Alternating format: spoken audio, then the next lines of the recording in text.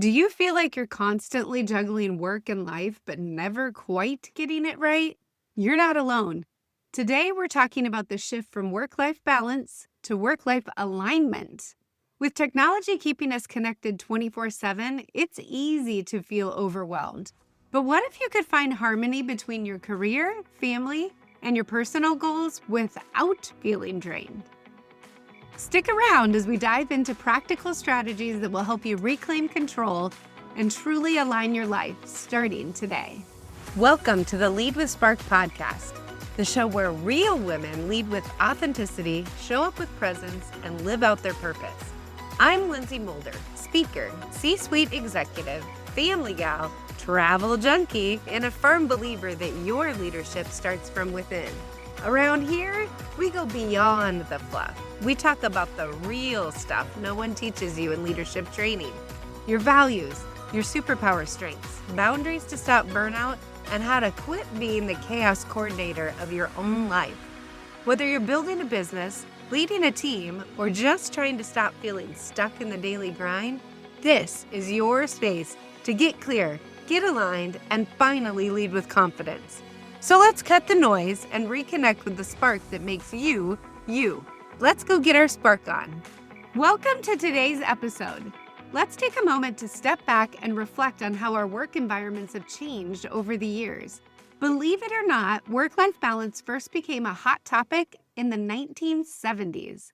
Wow, was it a simpler time then? That was before cell phones were in everybody's hands, before remote work even existed. The idea of work-life balance back then was so much more straightforward. There were clear boundaries, office hours, people actually punched in and punched out.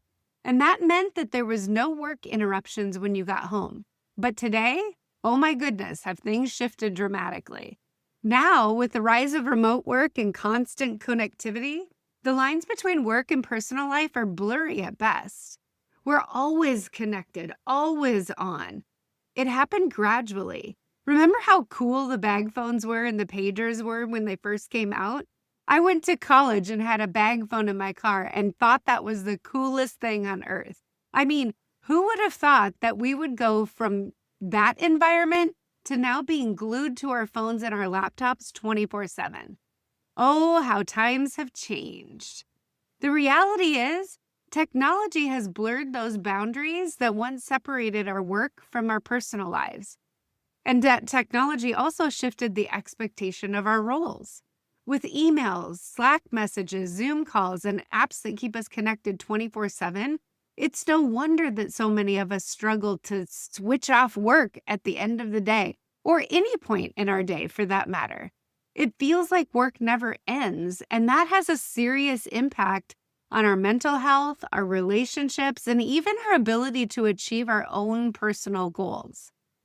When we're out of alignment, everything feels off. You might be constantly rushing between tasks, feeling like you're never fully present for either work or your personal life. You may feel drained, overwhelmed, or disconnected from your family or friends. There's a sense of guilt. It's that guilt that you're not spending enough time with loved ones, or guilt that you're not giving 100% at work. You're juggling too many things and constantly feeling like you're dropping the ball someplace. There's no sense of peace. Instead, there's this frantic, never-ending cycle of tasks and expectations. That's what happens when we don't actively manage our alignment. It's like being caught in a hamster wheel. We're moving, but we're not actually getting anywhere. The constant buzz of notifications and beeps on our phone, sometimes it's a blessing because it keeps us connected and we know that we're more productive with it, but it's also a curse.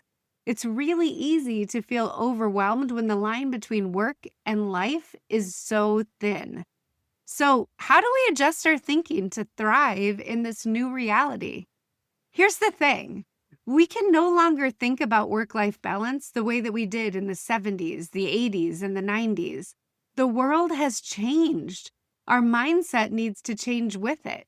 What we really need now is work-life alignment. But what does that mean? Work-life alignment is about integrating your work and your personal life in a way that supports your overall well-being and fulfillment. Your alignment supports your pathway to your goals and your priorities.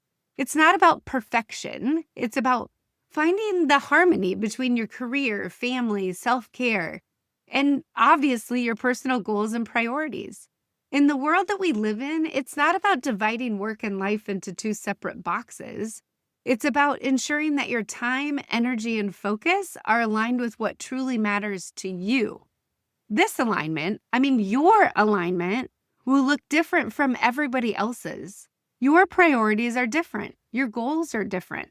No two people are alike.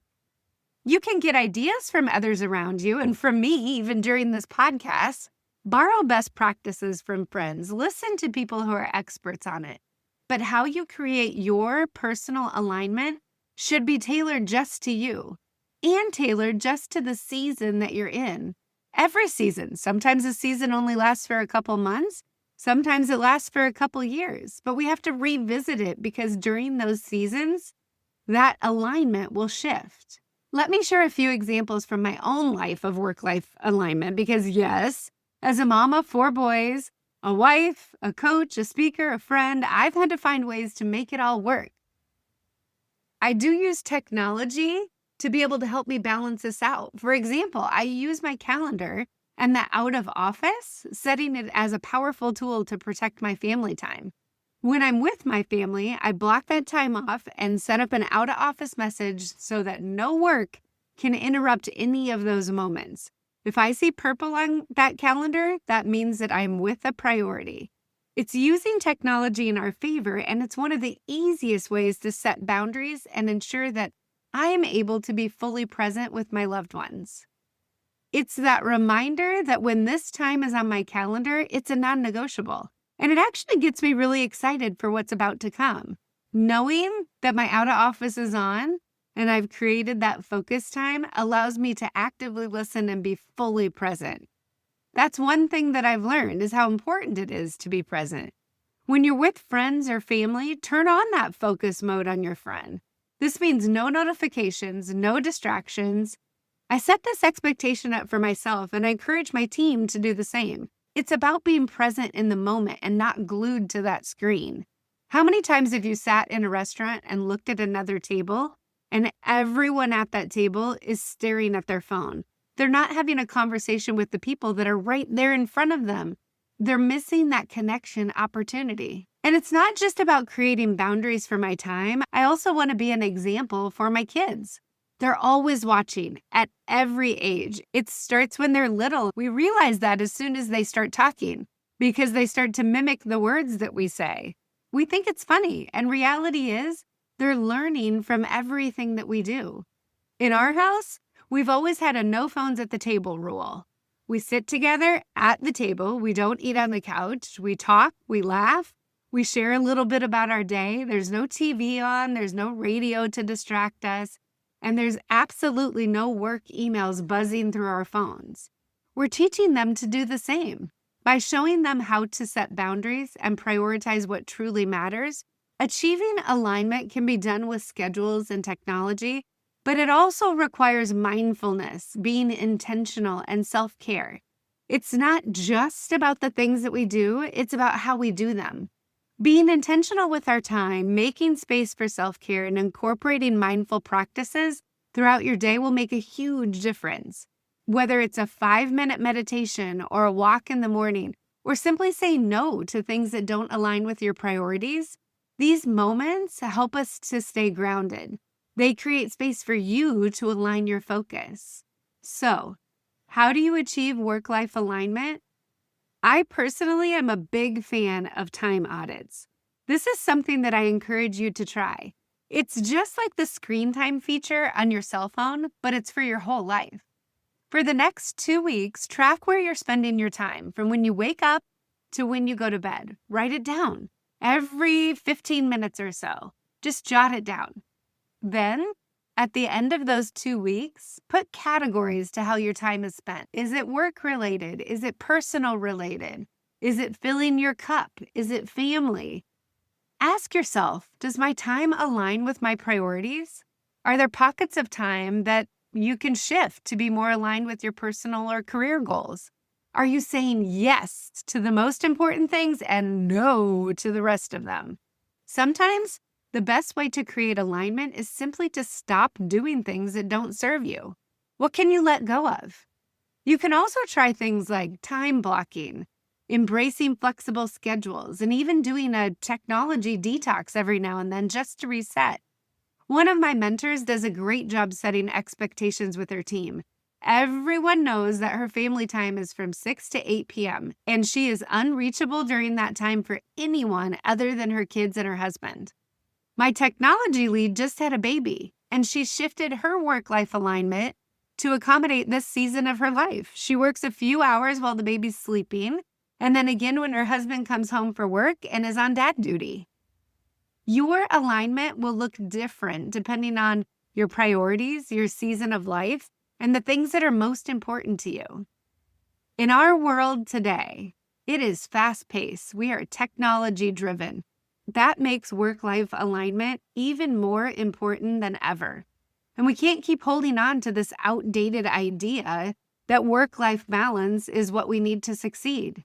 We can't get sucked into working 24/7 because of technology and missing out on all those things that are the most important parts of our life.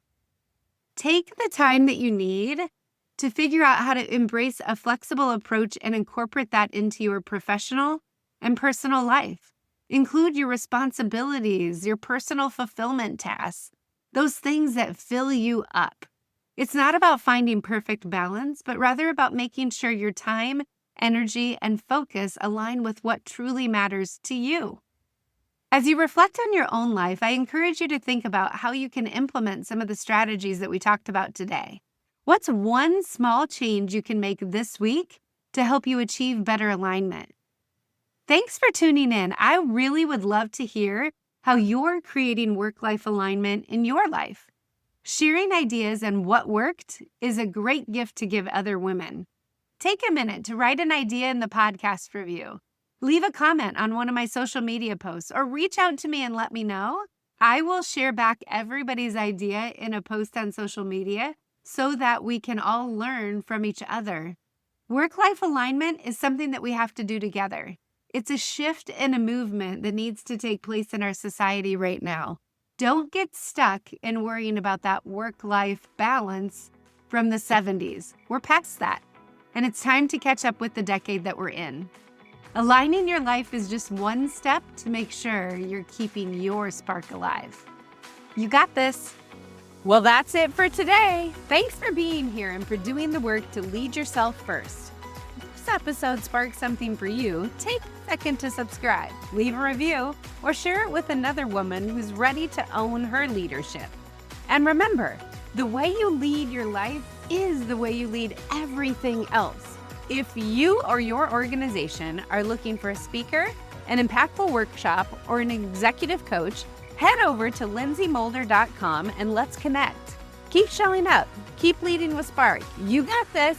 I'll see you next time.